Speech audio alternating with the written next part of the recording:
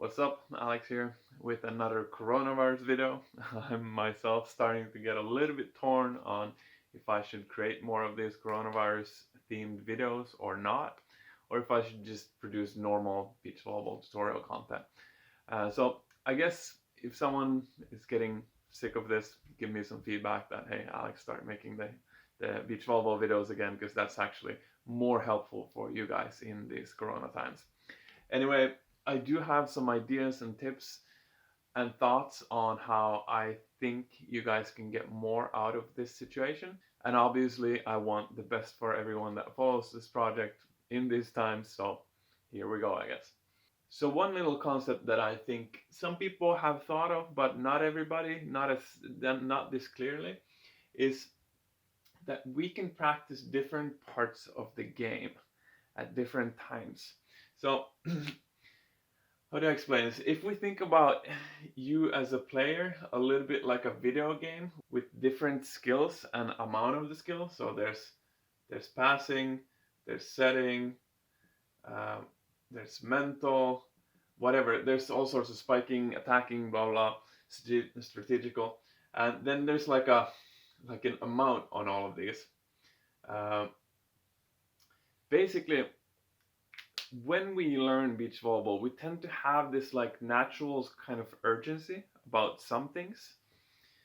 For example, someone who is not so good at serve receive, they might have this like, oh, I need to really work on serve receive because that's what's holding me back, and that's completely right.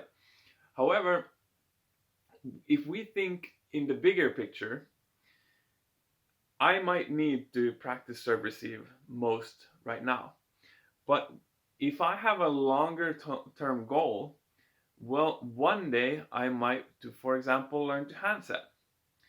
But just because learning to handset is not a urgent need right now compared to the serve receive, I don't really practice handsetting.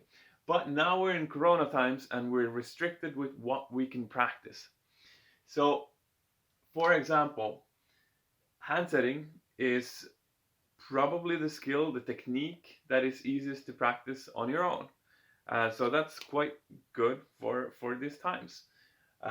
Mental is very easy to like read books and study that sort of part of the game on your own right now in these times. They might not be the urgent needs that you need for your game. At least you might not think so. But there is ways to practice still.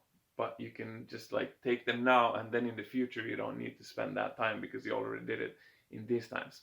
I've done a lot of this when I've been injured before, because some injuries have restricted me in some ways, so I've been working on other things, and after a while you backtrack and then you get to put your game back together, like the parts that you trained and whatnot, and it's quite fun to do that. But maybe this is a good time to explore those sorts of options of becoming better in the sport. Okay, second part of this is corona friendly sports. So this is an idea I got just because where I happen to be. So I'm right now in Norway, and I can also go to Sweden, which these are two countries that have quite different corona strategies. I don't know if you guys have read or not. But anyway, what is happening here in Norway right now is that you're allowed to do sports, but not all sports. And some sports have like corona modifications on how to be able to do the sport with limiting the risk of infecting people. So basically, one example is tennis is a sport where it's only two people, so you can only affect one more person. The distance between the people is quite big compared to a lot of other sports. And the risk is, I guess, the ball, which does go from person to person. But you can serve. Um, you can serve with taking the ball between your foot and your racket and lift that up and then hit the serve. I hope that makes sense. But anyway, if you play like that, you can play tennis without ever touching the ball with your hand, or only one person should touch the ball with their hand. So all of a sudden, you do have a sport that you're allowed to play. And what's the reason I'm telling you this? The reason is I do believe that there's a fair chance that in the near future, when more countries start to open up slowly and like take their restrictions away part by part by part, something similar might happen in your country as well. So there might be some point of thinking about sports that are more corona friendly than beach volleyball that you could entertain yourself with for a period of time until we can play beach volleyball. And another part of it could be to think about what you can learn from those sports that you can then bring with yourself into beach volleyball. And those things that you can learn can be different. Sometimes there can be physical aspects of some arm swing or whatever, throwing balls that might transfer to beach volleyball or help you in beach volleyball. But mostly, I would say there's going to be mental advantages. Sometimes you can find strategies in sports that you can sort of translate to beach volleyball. I've played with, I've talked with soccer players that explained how a soccer player looks at beach volleyball, and they had like all these strategies that I had never thought of because I didn't play soccer. Anyway, the other thing is competitiveness, just the pure ability to compete with someone and getting yourself into that like tick mode where you're just like, I'm gonna absolutely uh, kill you or whatever. Uh, is I think just a good practice because this is the same feeling between sports. We can definitely train that in one sport and then get better at getting into that state of mind also in beach volleyball.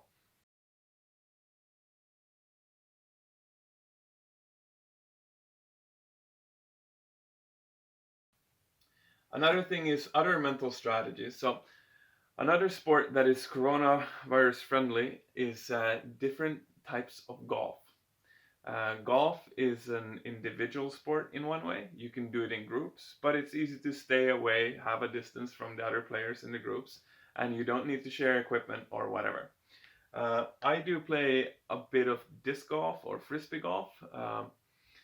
I guess I was gonna add also into this video, if you don't play any sort of golf but want to play some golf, you can literally create a golf game in your backyard. You can just take any ball and a racket or something, club, or kick it with your foot or whatever, and just like create creative courses and whatnot. The idea is to get the ball into the target with the least amount of hits.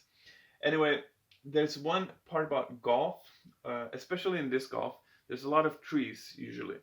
And it makes a big difference for your score in the game if you happen to hit those trees or if you happen to get the frisbee to go in between the trees where it should go.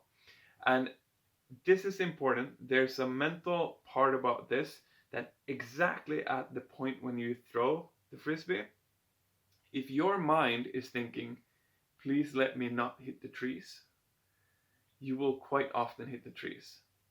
But if you can confidently trust yourself and just visualize your way through the trees and just throw it there with confidence, most often it goes there.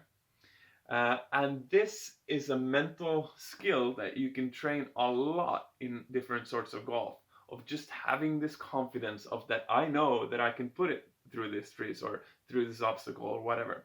And how does this transfer to beach volleyball? It transfers especially in setting. Because when you set your partner, if you are thinking about how mad he or she or angry he or she is going to get if you set it badly, or what's going to happen with the score if you overset, or how ridiculous is the audience going to think that you look if you just completely shank the set and put it outside of the antenna or whatever. If any of these thoughts are in your head exactly at the moment of you setting, chances are quite high that that's going to happen. You have to learn in setting. It's literally one of the main things I teach in setting is to learn the mental ability to have confidence in your setting and only see where you're going to set the ball and then see the ball go exactly where you were thinking it would go. And this is exactly the same mental sort of, it's just a millisecond of what's going on in your head as you're releasing the ball or the frisbee or whatever, and it makes a huge difference. And this you can definitely train in different sorts of golf games, and then once you master it there, you can go back in a month or a few weeks or next year, or who knows how long this corona situation will go on, and you will be able to connect like, okay, now I'm setting, Now I'm just gonna bring that mindset into this confidence setting. Hope that makes sense. And the third point here is well, hideouts and practice partners. So hideouts, maybe there could be an idea, depends completely on your life and life situation and flexibility, to find 4 people or 5 or 6 or whatever in a big good group and go and live somewhere for a little bit. Isolate yourself, bring a volleyball net, bring some balls, and continue playing. If you guys have jobs that you can work from home or whatever, this could be the smartest thing to do right now, actually, because well, I mean, everywhere in the world, the people that you live with, you're able to be with, and if you can make a situation where you live with people that can play beach volleyball, then I guess you can play beach volleyball. Maybe that's check with your local laws so you don't break any laws and whatnot. Also, in the time right when they start lifting the restrictions, there's a big chance that some sports will be more allowed than others, but also that they will want us to limit the amount of different people we practice with. So it might be smart already now to start planning who do you want to have in your like close knit crew. Because maybe there's a chance that you're allowed to have 4 people that you play with, and you're not really allowed to mix with others for a while. So we do have time, we do have Skype, we have all sorts of ways to communicate with people we know. Maybe it's strategic to start thinking about that now. Who are you going to practice with? What are you going to practice? How are you going to do it? And talk with them and see what options you have, and try to pre-plan things. Also, communicating wishes about practice. This is take this one and practice this during these corona times. Very often people are not good at communicating what they want to get out of their practice. What do you want to practice? Why do you want to practice it? How do you want to practice it? Etc., etc., etc.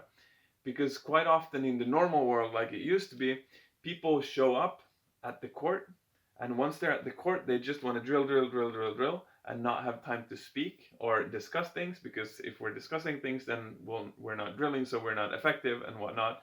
And then they just never take the time outside of the court to actually talk about how they want to practice with their practice partners. And then there's quite often some friction, because people think differently about things, and there's just never time to talk these things through. It's kind of ridiculous, but for some reason the beach volleyball community, the culture seems to be like this.